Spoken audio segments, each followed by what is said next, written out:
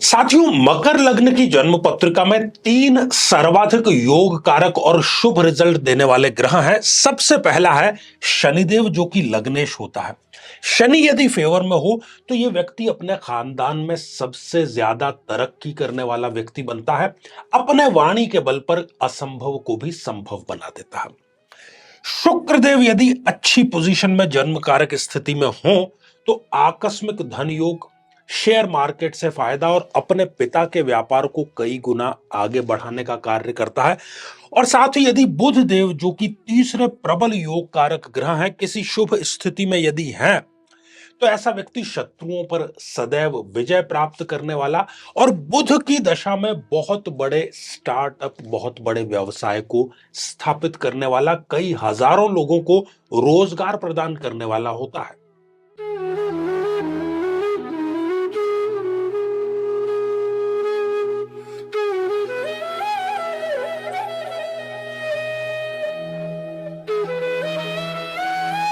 साथियों, किसी भी व्यक्ति के विवाह में यदि डीले हो रहा है, देरी हो रही है, कोई भी कोशिश काम नहीं आ रही, इतने वर्षों का जो अनुभव है वो हमें यह बतलाता है कि ये जो समीकरण है, और आप स्वयं इसका परीक्षण कर सकते हैं अपनी जन्म पत्रिका में, अपने किसी की जन्म पत्रिका में।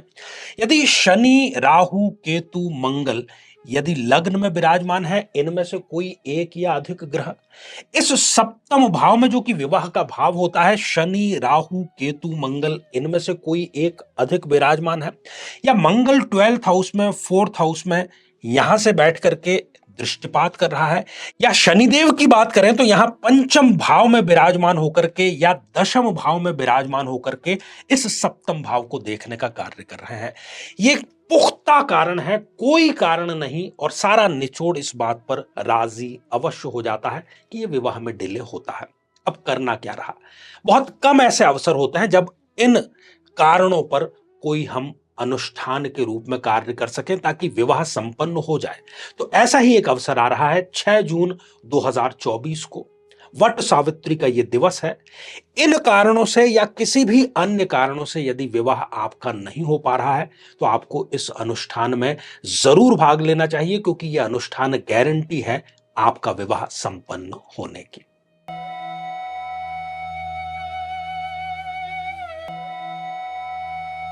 तो मेरे बहुत ही प्रिय और बेहद सम्मानित साथियों, हृदय की असीम गहराइयों से अभिनंदन, बहुत बहुत हार्दिक स्वागत। साथियों, इन दिनों हम चर्चा कर रहे हैं कौन सी लग्न पत्रिका में कौन से ग्रह हमारे लिए योग कारक होते हैं, कौन से मारक ग्रह होते हैं। और यह जानना इतना ही आवश्यक है जितना कि यह जानना कि हमारा ब्लड ग्रुप कौन सा है। ब्लड ग्रुप जो है उसके निर्धारण के पश्चात ही यह तय होता है कि ब्लड की जब क्षति हुई है, रक्त की जब क्षति हुई है, तब कौन से ग्रुप का आपको ब्लड चढ़ाया जाए। वैसे ही जन्म पत्रिका में कौन सी आपको महादशा चल रही है, मारक की यदि चल रही है तो उससे संबंधित दान करने हैं। योग कारक की यदि चल रही है, योग कारकता और शुभत्व को बढ़ाने के लिए उस मंत्र का जाप हमें करना होता है। तो इसी क्रम में आज मकर लग्न की हम चर्चा करेंगे, और यदि अभी तक आपने अपने लग्न से संबंधित एपिसोड नहीं देखा है साथियों, तो यहां आई बटन में हम उसका लिंक प्रोवाइड करा रहे हैं, जाकर के देखें, समझें और जानें उसको। तो साथियों, ये रही एक मकर लग्न की जन्म पत्रिका, और 10 नंबर से ये जन्म पत्रिका प्रारंभ हो रही है, इसलिए हम इसको कहते हैं कि यह है एक मकर लग्न की जन्म पत्रिका। तो सबसे पहले पॉजिटिव, सकारात्मक, शुभ ग्रहों की बात करेंगे साथियों शनिदेव की। शनिदेव इस जन्म पत्रिका में स्वयं लग्नेश है। बहुत कुछ इस बात पर डिपेंड करता है कि उनकी प्लेसमेंट कहां पर है, लेकिन यहां पर हम जनरलाइज्ड जो प्रेडिक्शन है वो कर रहे हैं। तो शनिदेव के कारण ये जो व्यक्ति है, इसका आकर्षक व्यक्तित्व होता है। जो वाणी की हम बात करें तो वाणी में ठहराव होता है, बहुत ज्यादा ये व्यक्ति बोलता नहीं, बोलता है तोल मोल कर बोलता है, गहरी बात बोलता है, और कम शब्दों में अपनी बात को ये स्पष्टता से रखने का कार्य करता है। साथियों, ये अपने खानदान में, अपने कुटुंब में सबसे ज्यादा तरक्की करने वाला व्यक्ति बनता है, जिसको हम ज्योतिष की परिभाषा में कहते हैं कि ये एक कुल दीपक योग का निर्माण करता है। धन की यदि बात करें तो शनिदेव कभी भी इनको धन की कमी आने नहीं देते हैं। खासतौर पर शनि की दशा, अंतरदशा, इनमें कहीं ना कहीं सही आकस्मिक धन इनके पास आता ही रहता है। साथियों इसके अतिरिक्त शनिदेव इनको प्रदान करते हैं बहुत ही महत्वपूर्ण चीज, और वो है रोग प्रतिरोधक क्षमता, अर्थात बीमारियों से लड़ने की क्षमता। ठीक है, तो योग कारक शनि इनको ये सारी चीजें, ये सारे आशीर्वाद जो कि पॉजिटिव हैं वो प्रदान करता है। ऐसे व्यक्ति को चाहिए कि वो शनि की दशा अंतरदशा में शनिदेव के जो मंत्र हैं, बीज मंत्र या शनि चालीसा या दशरथ कृत शनि स्तोत्र, उसका पाठ जरूर करें। साथियों दूसरा यहां पर योग कारक ग्रह है शुक्रदेव। शुक्रदेव की दशा अंतरदशा इनके जीवन की सर्वोत्तम दशाओं में से, अंतरदशाओं में से एक होती है। प्रेम संबंधों में इनको सफलता मिलती है। दूसरा, यदि ये शेयर मार्केट या आकस्मिक धन प्राप्ति के प्रयास करते हैं तो उसमें इनको सफलता प्राप्त मिलती है।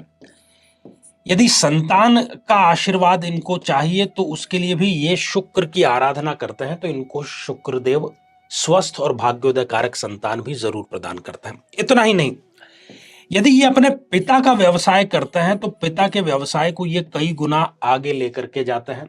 शुक्र देव के कारण इनके जीवन में अनुशासन आता है। सेलिब्रिटी अर्थात प्रसिद्धि का योग भी इनकी जन्म पत्रिका में शुक्र देव के कारण ही बनता है, शुक्र देव की स्थिति यदि अच्छी हो तो। यदि ये तैयारी कर रहे हैं आईएएस या पीसीएस जैसे किसी एग्जाम की, तो उसमें भी इनका सिलेक्शन शुक्र देव की दशा अंतरदशा में अवश्य ही हो जाता है। साथियों इसके अतिरिक्त हम बात करेंगे बुध देव की, क्योंकि बुध भी एक योग कारक ग्रह है। लेकिन बुध पर जब हम दृष्टिपात करते हैं, एनालिसिस करते हैं, तब हमें यह बात जरूर ध्यान रखना चाहिए कि बुध जो है वो स्वयं में कुछ नहीं है, उनको किसी न किसी की सहायता चाहिए होती है। इसलिए बुध किसके साथ में प्लेस्ड है, यदि मित्र राशि में प्लेस्ड है तो ही वो आपको अच्छा रिजल्ट प्रदान करेगा। लेकिन बुध जो है वो इनके लिए फेवरेबल है। तो यदि ये ऋण ले भी लेते हैं तो उस ऋण को ये बुध की दशा अंतरदशा में बहुत आसानी से चुका देते हैं। किसी प्रकार का रोग भी यदि इनको आकर के घेर लेता है तो ये उस रोग से लड़कर पुनः स्वास्थ्य अवश्य प्राप्त कर लेते हैं। जो शत्रु हैं वो शत्रु भी ये चाहते हैं कि इनसे आकर के वो मित्रता कर ले। भाग्योदय इनका बुध की दशा अंतरदशा में होता है। छोटी बड़ी जो विदेश यात्राएं हैं वो भी इनके बुध की दशा अंतरदशा में प्रारंभ अवश्य हो जाती है। तो ये सारे लाभ इनको बुध देव देते हैं योग कारकता के कारण। साथियों इसके अतिरिक्त एक और ग्रह की हम बात करेंगे और वो है मंगल देव। मकर लग्न में मंगल देव भी एक योग कारक तो नहीं, लेकिन एक ठीक ठाक ग्रह है जिसको हम ज्योतिष की भाषा में कहते हैं सम ग्रह। तो मंगल इनके लिए क्या क्या करते हैं? साथियों मंगल के प्रभाव के कारण ही ये अपने माता से बहुत ज्यादा निकट रहते हैं। अपनी चाहे पहली गाड़ी हो तो वो गाड़ी ये जरूर मंगल की दशा अंतरदशा में खरीदते हैं। अपना पहला घर खरीदते हैं और जितने भी प्रकार के संसाधन होते हैं, रिसोर्सेस होता है, वो भी ये मंगल की दशा अंतरदशा में ही खरीदते हैं। इनके चरित्र का सुदृढ़ रहना मंगल की दशा अंतरदशा पर निर्भर करता है। तो ये बहुत ही सुंदर इनकी स्थिति है। किसी न किसी क्षेत्र में ये विशेषज्ञता, स्पेशलिटी जो है वो भी मंगल के प्रभाव से ही प्राप्त करते हैं। आय की यदि बात करें तो आय का कोई ना कोई नया स्रोत मंगल की दशा अंतरदशा गोचर में इनको अवश्य ही प्राप्त हो जाता है। तो साथियों ये सारे तो थे योग कारक ग्रह। अब कुछ नेगेटिव ग्रहों की भी बात कर लेते हैं जिनको हम कहते हैं कि वो मारक ग्रह हैं। साथियों इस जन्म पत्रिका में जो सबसे मारक ग्रह है वो है गुरुदेव अर्थात बृहस्पति। तो गुरु की दशा अंतरदशा इनके लिए बिल्कुल भी ठीक नहीं रहती। विदेश में किसी प्रकार का बड़ा धोखा इनको अवश्य मिलता है। यदि बुढ़ापे में गुरुदेव की दशा आ जाए तो बुढ़ापे में किसी प्रकार के ट्यूमर का सामना, अत्यधिक वजन का सामना, कुल मिलाकर के बुढ़ापे को यह खराब करने का कार्य करता है। खर्च गुरुदेव इतने ज्यादा बढ़ा देता है कि खर्च के वजह से इनको ऋण लेना पड़ जाता है। बार बार अपमानजनक स्थितियों का सामना करना, छोटी बड़ी जेल यात्रा करना, किसी न किसी प्रकार के नशे का नियमित रूप से सेवन करना और दुर्घटनाएं, ये सब गुरुदेव की दशा अंतरदशा में इनको इसका सामना करना पड़ता है। साथियों इसके अतिरिक्त यदि ये कोई बहुत बड़ी रिस्क लेकर के कार्य करते हैं तो उस रिस्क में भी इनको सफलता नहीं मिलती और अपने ही भाइयों से या भाई जैसे जो मित्र हैं उनसे इनको दगा गुरुदेव की दशा अंतरदशा में अवश्य ही मिल जाती है। साथियों, दूसरा जो यहां पर मारक ग्रह है वो है चंद्रदेव। तो चंद्रदेव की दशा अंतरदशा भी इनके लिए बिल्कुल ठीक नहीं रहती क्योंकि मारक है। तो चंद्रदेव जो है वो इनकी शादी में डिले का कारण बनते हैं। शादी में बहुत ज्यादा डिले होती है, शादी हो भी जाए तो ये तलाक तक की नौबत लेकर के आ जाते हैं। और यदि ये पार्टनरशिप में कोई कार्य करते हैं तो उस पार्टनरशिप में इनको सदैव घाटे का सौदा ही करना पड़ता है। अंत में साथियों बात करेंगे हम सूर्यदेव की। सूर्यदेव भी इस जन्म पत्रिका में एक अशुभ, एक मारक ग्रह है। सूर्यदेव की दशा अंतरदशा बिल्कुल भी इनके लिए ठीक नहीं रहने वाली है। ये 2 नंबर का जो पैसा कमाते हैं उससे किसी बड़ी मुसीबत में ये फंस सकते हैं। रिश्वत लेते हुए ये पकड़े जाते हैं सूर्य के प्रभाव से ही। और सूर्य की दशा अंतरदशा में इनके मुंह से ये भाव जरूर निकलते हैं कि ऐसी ही जिंदगी देनी थी तो मुझे जिंदगी छीन ले, ये ज्यादा बेहतर है। तो जिसको हम कहते हैं मृत्यु तुल्य कष्ट।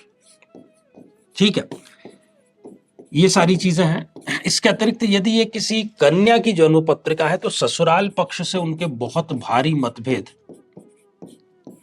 सूर्य की दशा अंतरदशा में जरूर होता है। अपमानजनक स्थितियों का सामना करना, जेल यात्रा छोटी या बड़ी, किसी न किसी प्रकार के नशे का सेवन, दुर्घटनाएं, ये सारी स्थितियां साथियों सूर्य की दशा अंतरदशा में इनको झेलनी पड़ती हैं। दोनों पक्षों के बारे में हमने बात की, योग कारक ग्रहों की भी बात की, मारक की भी बात की। यदि योग कारक ग्रह की आपको दशा अंतरदशा चल रही है तो आपको चाहिए कि आप उसके बीज मंत्रों का जाप करें नियमित रूप से, तो उसकी योग कारकता में, उसके शुभत्व में बढ़ावा होगा। यदि मारक ग्रह की आपको दशा चल रही है तो उसके मारकत्व को कम करने के लिए उससे संबंधित दान आपको अवश्य करना चाहिए। तो साथियों, श्रृंखला ये हमारी आगे भी जारी रहेगी। आज के लिए केवल इतना ही, और इसी मंगल कामना के साथ में कि आप सभी स्वस्थ, समृद्ध और शांतिपूर्वक जीवन व्यतीत करें। नमस्कार।